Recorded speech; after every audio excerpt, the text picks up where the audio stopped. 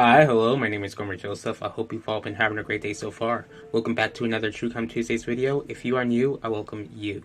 Today, I'll be discussing a requested case of the tragic case of Brad McGarry. As I researched this case, I not only found it to be devastating, but unfortunately, it was pretty messy too. Brad's life was taken from someone who he trusted and cared deeply for, but yet he faced the ultimate betrayal. Now, I encourage y'all to do your own research with this case and not just look at my video for all of the information. Here we go. Brad McGarry was born on October 24th of 1973 in Cambridge, Ohio, to a mother named Trellis McGarry. I know that she raised Brad on her own, so I have no idea who, the name of Brad's father. Now, Brad, he was described as someone who was upbeat, friendly, funny. He always wanted to have a good time. He was known to be larger than life. Brad was extroverted. He looked out and stood up for others. People knew Brad to be real. He never pretended to be anyone that he wasn't. People knew that he was talented with hair, and there was a time where he did work at a hair salon, but then ended up working in the coal mines in order to go ahead and make more money. Once again, Brad was, he never pretended to be anybody he wasn't. He was especially open about his sexuality. Brad was a homosexual, and unfortunately, he would be treated like trash for it in the town where he grew up in. Like, they would call him names, and unfortunately, Brad would be physically attacked. Now, I have mentioned this before in previous videos. I am a born-again Christian. My views really don't align with homosexuality at all, and I'm pretty sure that I could get canceled for saying that. But again, you can definitely feel free to go ahead and disagree with me, but please be respectful in the comments, because if I see any disrespect in the comments, I will absolutely block them. The point I really am trying to go ahead and make is that Brad was just mistreated because others disagreed with his lifestyle, but yet that is no excuse to bully another person. On May 7th of 2017, Brad is 43 years old at this point.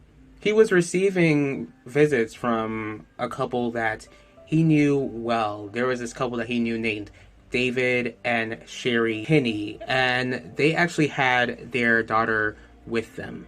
To be specific, Sherry brought her daughter from a previous relationship with them. I'm not really sure if David and Sherry ended up having children together, but I know that he was pretty much in that stepfather role. But when they went into Brad's house, they stumbled across something which was extremely horrific. They would go into Brad's basement and just find him pretty much covered in blood and no longer living.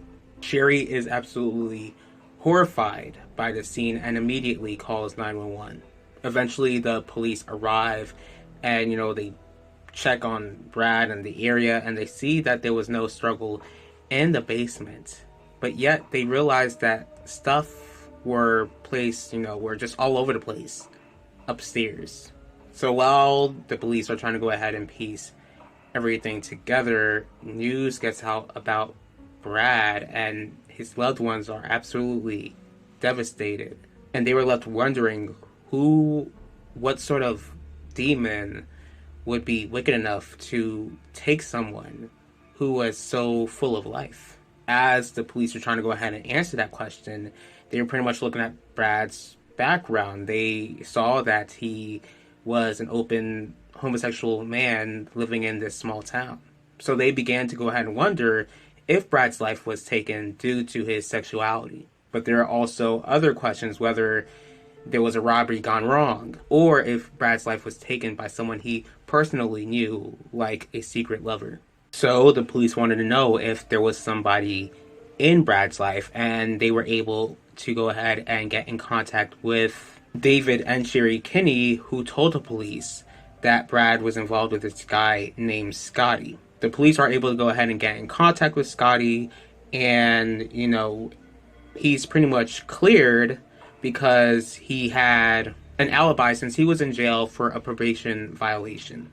And when he heard that Brad was no longer alive, the police noticed that Scotty was pretty much devastated by this tragic news. Still in search to see if Brad was involved with someone, Brad's cousin, Skylar, she tells the police that he did have another lover and knew for sure that Brad was in contact with his lover the night before Brad's life was taken. She had no idea what the full name of the lover was, but Brad would always refer to this person to his family as DJ, and that DJ was married to a woman. I believe this is after Brad's life was taken that Skylar would go on social media to go ahead and find out exactly who DJ was. She discovered that DJ was none other than David Kinney, whose legal name is David Kinney Jr. The same David Kinney Jr. who found Brad along with his wife Sherry, who had her daughter with her. Upon receiving this information, the police interview David, and they pretty much get him to gradually admit to the affair. They also get him to admit that he was at Brad's house the night that Brad's life was taken. Yet, Kinney claimed that he left before someone took Brad's life. Except there was one problem. Near Brad's house, there was a surveillance camera footage, and the surveillance camera footage pretty much showed that, it showed David's car, and it showed that David really didn't leave at the time that he said that he left, proving that David did not leave before Brad's life was taken. Once the police bring this up, David brings up another story about some mystery man, and that he heard a gunshot ring out, but the police are not buying this at all.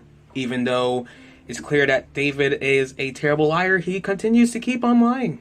Because according to David, he goes on to say that Brad wanted him to leave Sherry and the kids, and that Brad was the one who wanted to go ahead and take David's life, and that David pretty much took Brad's life out of self-defense. But if what you're saying is true, then why would we just go ahead and just leave and not call the police immediately and try to go ahead and cover your tracks? Regardless of, trying to go ahead and make it seem like he took Brad's life out of self-defense, David Kinney was arrested anyways and charged with taking Brad's life.